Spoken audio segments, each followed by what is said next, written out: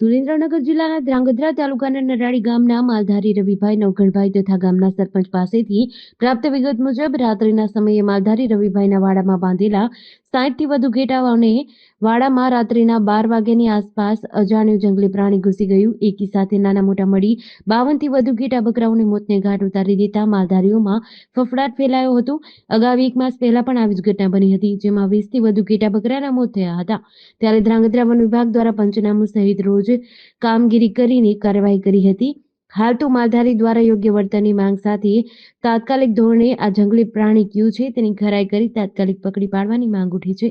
નવાઈની વાત એ છે કે અગાઉ આવી ઘટના બની ચૂક્યા પછી પણ વન વિભાગ શા માટે કામગીરી કે કાર્યવાહી નથી કરતું. થોડા દિવસો પહેલા રેલવે ટ્રેક ઉપરથી દીપડાનો મૃતદેહ મળ્યો હતો તો પણ કોઈ કાર્યવાહી થઈ નથી.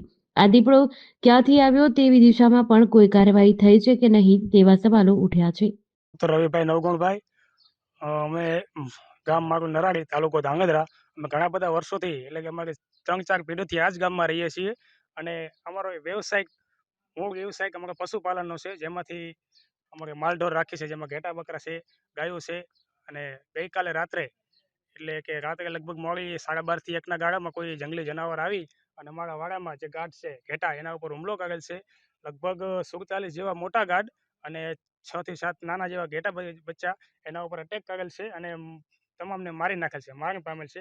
આની પહેલાં પણ લગભગ 1 મહિનાની આસપાસ અમારા જ એક વાડામાં, અમારા જ ભાઈઓના વાડામાં આવી રીતે કોઈ જંગલી જાનવરનો હુમલો થયો હતો અને તેમાં લગભગ 20 થી 22 જેવા ઘેટાનું મારણ કરેલું હતું.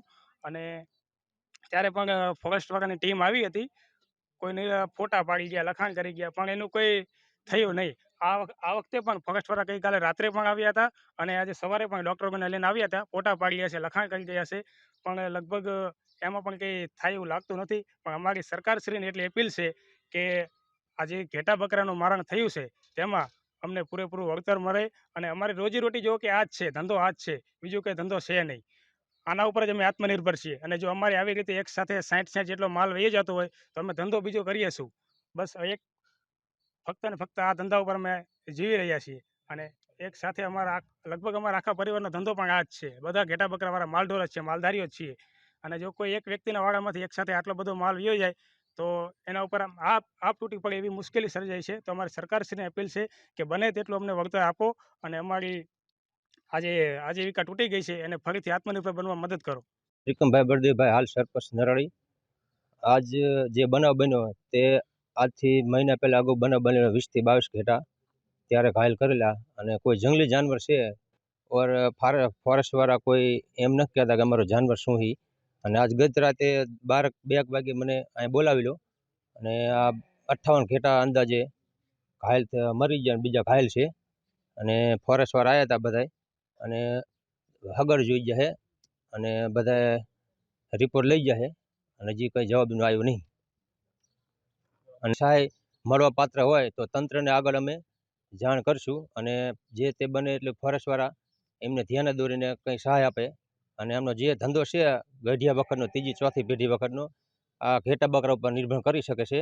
और અમને બીજું કંઈ છે નહીં ધંધા માટે. અત્યારે જે ધંધો હતો એમને લાકડીઓ હાથમાં પડી જાય, બીજું કંઈ છે જ નહીં. અને અમને જે સહાય મળતી હોય બધાય અમે ધારાસભ્યને રજૂઆત કરી શકીએ, સંસદ સભ્યને કહી શકીએ ભાઈ આમાં ધ્યાન દીજો બધાય અને અમને કંઈક સહાય મળે એવું કરજો. GDC ન્યૂઝ સાથે દિનેશ ગામવા સાથે જયેશ કુમાર ઝાલા, ધ્રાંગધ્રા.